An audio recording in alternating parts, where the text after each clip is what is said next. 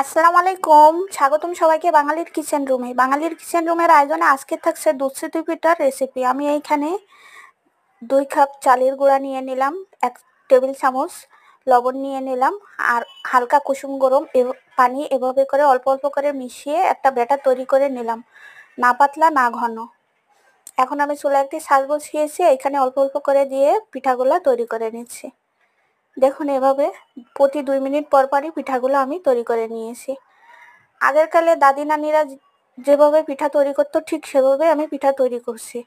এখন এখানে 1 কাপ পরিমাণে চিনি অ্যাড করে দিলাম। চিনিটা আমি ক্যারামেল তৈরি করে নেব। ক্যারামেলটা তৈরি করা হয়ে গেছে। এখানে আমি 2 লিটার দুধ জাল করে 1.5 লিটার করে নিয়ে নিলাম। এখন দুধটা ফুটে এলে এখানে পিঠাগুলা অ্যাড করে দেব। পিঠাগুলা সব আমি এখানে অ্যাড করে দিচ্ছি।